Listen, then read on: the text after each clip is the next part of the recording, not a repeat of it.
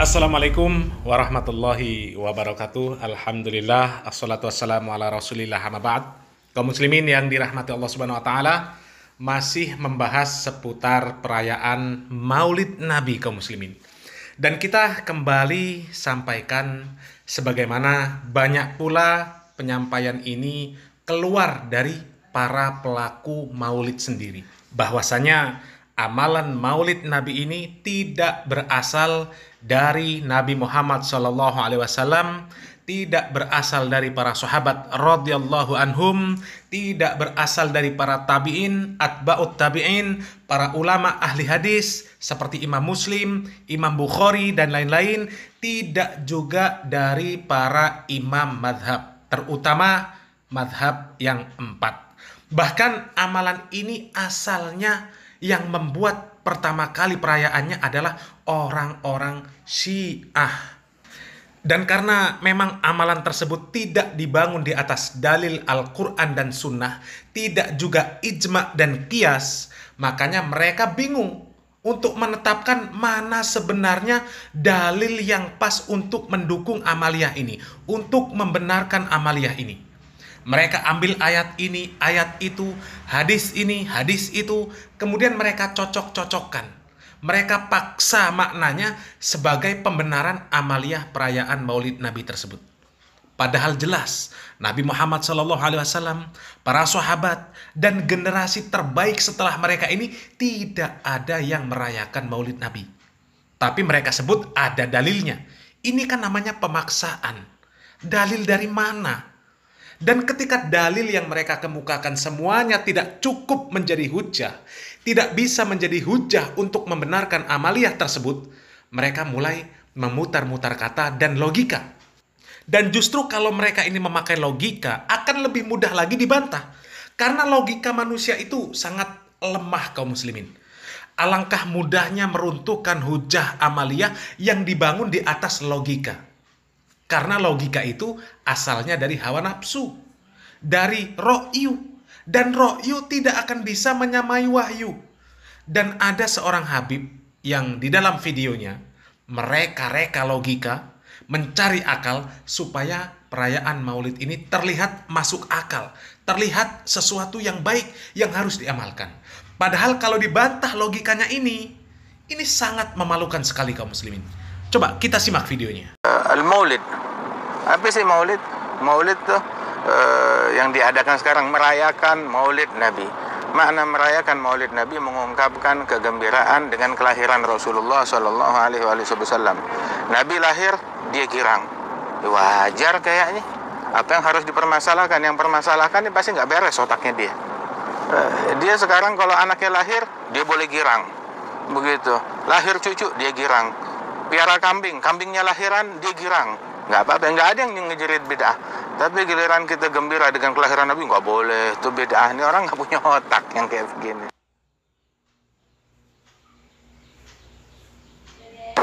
Silakan bergembira. Gembira dapat duit, gembira naik jabatan, gembira dapat rezeki, gembira makanan datang, gembira kagak kena macet, gembira kambingnya lahir, gembira ayam bertelur. Nggak ada yang mempermasalahkan, nggak ada yang bilang itu bid'ah, itu syirik. Begitu. Tapi gembira dengan kelahiran Nabi Muhammad, dibilangnya bid'ah, dibilangnya syirik. Padahal kita gembira dengan kelahiran anak kita, nggak jadi masalah. Dan sebaik-baiknya yang terlahir ke alam semesta yang patut untuk kita gembirakan, ya kelahirannya Nabi Muhammad Sallallahu Alaihi Wasallam. Kita suruh bergembiralah dengan kelahirannya Rasulullah Sallallahu Alaihi Wasallam. Memang alasan mereka yang merayakan perayaan Maulid ini macam-macam kaum muslimin. Karena apa? Ya itu tadi, mereka tidak membangun amaliyah tersebut di atas dalil. Baik dari Al-Quran, Sunnah, Ijma, Qiyas. Jadi argumen mereka untuk pembenaran Maulid ini berbeda-beda, macam-macam. Kalau Habib ini alasannya adalah untuk menunjukkan atau mengekspresikan menunjukkan atau mengekspresikan kebahagiaan atas lahirnya Nabi Muhammad SAW. Aneh sebenarnya kaum muslimin. Nabi Muhammad SAW ini sudah lahir sejak ribuan tahun yang lalu. Tapi orang belakangan setelah jauh meninggalnya Nabi Muhammad SAW, kemudian membuat perayaan Maulid ini alasannya karena itu bentuk ungkapan bahagia atas lahirnya Nabi Muhammad SAW. Kan aneh ini. Kalau Nabi baru lahir, mungkin iya berbahagia atas lahirnya Nabi. Nabi Muhammad SAW sudah wafat ribuan tahun yang lalu. Dan apakah orang-orang soleh sebelum munculnya perayaan Maulid Nabi ini, mereka tidak bahagia atas lahirnya Nabi Muhammad SAW? Apakah mereka tidak tahu kalau memang harus berbahagia atas lahirnya Nabi Muhammad SAW? Karena mereka tidak membuat perayaan Maulid, di mana perayaan Maulid ini dikatakan ungkapan bahagia atas lahirnya Nabi Muhammad SAW. Jadi alasan ini adalah alasan yang sangat dipaksakan, terlalu dipaksakan. Apalagi membandingkan dengan orang yang berbahagia atas lahirnya anaknya, kemudian dibolehkan, tidak dianggap bid'ah. Masa bahagia atas lahirnya Nabi tidak dibolehkan dan dianggap bid'ah? Yang tidak membolehkan kita untuk berbahagia atas lahirnya Nabi itu siapa? Tidak ada. Tidak ada. Yang tidak boleh itu membuat perayaan atas lahirnya Nabi. Itu maksudnya. Bahagia atas lahirnya Nabi pun, itu bahagianya seperti apa, itu harus diberikan definisi. Kalau hanya sekedar bahagia saja, maka tidak akan ada gunanya.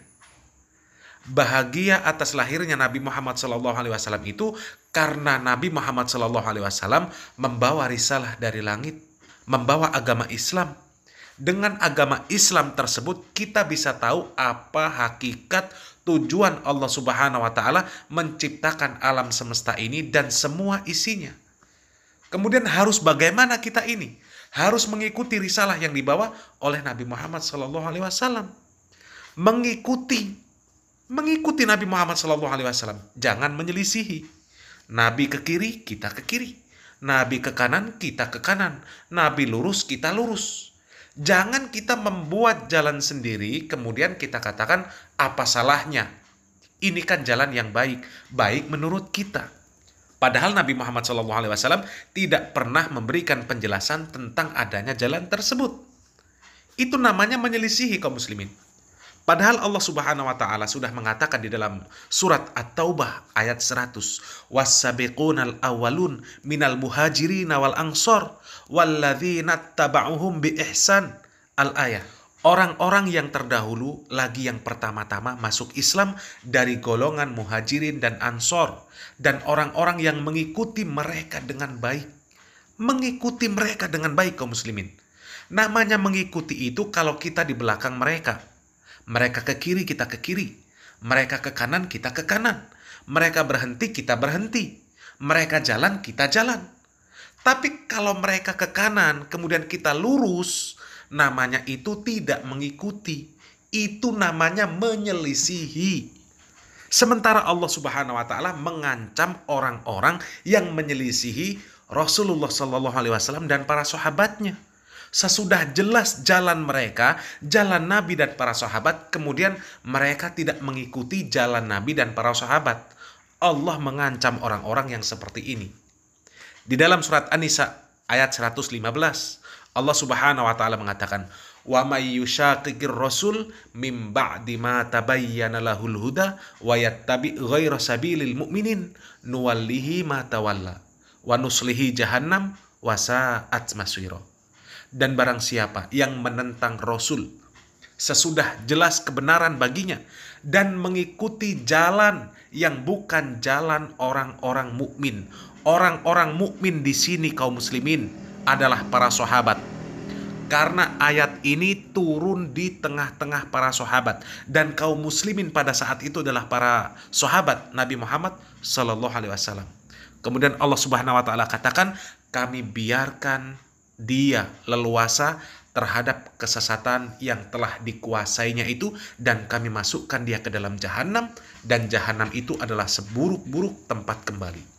Sudah jelas Nabi Muhammad SAW, para sahabat, generasi terbaik yang dikatakan oleh Nabi Muhammad SAW, mereka semuanya tidak menempuh jalan ketaatan, tidak menempuh amalan soleh dengan membuat perayaan Maulid Nabi. Lalu kemudian ada orang-orang Syiah yang membuat perayaan Maulid, kok kemudian diikuti? Kenapa tidak ikut yang jelas-jelas jalan Nabi dan para sahabat juga generasi terbaik umat Islam ini? Akalnya di mana? Akalnya di mana? Semoga Allah Subhanahu wa taala memberikan petunjuk dan hidayah, ya. Dan yang paling lucu lagi dari Habib ini, kaum muslimin. Habib ini memisalkan dengan orang yang bahagia atas lahirnya kambingnya, kemudian berbahagia atas ayamnya yang bertelur, ya. Jadi kalau ada orang yang berbahagia atas lahirnya kambingnya, kemudian ayamnya bertelur, maka itu wajar. Itu adalah ungkapan kegembiraan yang berjalan sesuai naluri. Dapat rezeki, alhamdulillah, bersyukur, berbahagia, bergembira. Kemudian bergembira karena bebas dari kemacetan. Gembira anaknya lulus sekolah, gembira anaknya jadi dokter. Itu wajar. Tapi kalau kemudian setiap tahun merayakan kegembiraan karena kambingnya lahir, merayakan kegembiraan karena ayamnya bertelur, itu justru lebih parah dari yang membuat perayaan ulang tahun anaknya, yang katanya itu adalah ungkapan kegembiraan atas lahirnya anaknya tersebut. Apalagi yang kemudian merayakan setiap tahun atas bebasnya dari kemacetan. Mungkin orang akan mengatakan, ini apa-apaan? Merayakan kelahiran kambing setiap tahun, merayakan telur ayamnya setiap tahun, merayakan karena bebas dari kemacetan setiap tahun. Ada apa ini? Orang juga tidak akan mengatakan itu bid'ah. Tidak mungkin dikatakan itu bid'ah. Mungkin samalah dengan yang dikatakan Habib ini. Ini orang otaknya mungkin bermasalah. Atau mungkin isi kepalanya memang kosong, nggak ada otaknya. Ya. Dan perlu kami jelaskan juga kaum muslimin, apa yang dikatakan oleh Habib ini. Bahwa tidak ada yang menyebutkan atau mengatakan bahwa merayakan maulid ini adalah syirik. Tidak ada. Tidak ada yang mengatakan bahwa merayakan perayaan maulid Nabi adalah kesyirikan. Kecuali di dalamnya ada perbuatan kesyirikan. Amalia-amalia yang mengarah kepada kesyirikan. Itu pun ya amalan kesyirikan tersebut yang dinilai, yang dikatakan syirik. Bukan secara umum dikatakan perayaan maulid ini adalah kesyirikan. Bukan. Bukan. Kalau bid'ah, iya. Karena apa? Karena terutama Nabi dan para sahabat tidak mengamalkan perayaan maulid. Padahal mereka mampu merayakan. Segala sesuatu yang dibutuhkan untuk melakukan perayaan maulid ada. Dan penghalangnya apabila mereka mau melakukan tidak ada. Dan seandainya dikatakan itu dibutuhkan karena itu adalah ungkapan bahagia atas lahirnya Nabi, maka para sahabat lebih pantas untuk mengungkapkan kebahagiaan mereka atas hadirnya Nabi Muhammad SAW di tengah-tengah mereka. Karena mereka adalah manusia yang paling mencintai Nabi Muhammad SAW. Dan cinta mereka ini bukan hanya di bibir, ya. Mereka buktikan cinta mereka kepada Nabi Muhammad SAW dengan harta dan jiwa mereka. Adapun yang sekarang merayakan perayaan maulid, kebanyakan cintanya hanya di bibir saja. Cara mencintainya pun membuat cara sendiri, sesuai seleranya. Yang disukai dikerjakan, meskipun tidak ada tuntunan. Yang tidak suka tidak akan dikerjakan, meskipun Nabi yang memerintahkan. Jangankan mau berkorban harta dan jiwa seperti para sahabat. Kita lihat, yang laki-laki dipanggil untuk sholat berjamaah di masjid, susahnya luar biasa. Masjid-masjid sepi.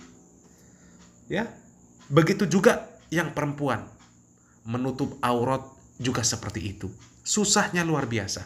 Kita lihat berapa banyak muslimah yang mengumbar aurat mereka, yang mereka beragama Islam, yang mereka setiap tahun mengikuti perayaan maulid. Kalau memang cinta, maka cinta itu bukan hanya di bibir dan di hati saja, tapi butuh bukti dengan perbuatan, butuh pengorbanan. ya. Dan semoga yang sedikit ini bermanfaat. Barakallahu fikum. Wassalamualaikum warahmatullahi wabarakatuh.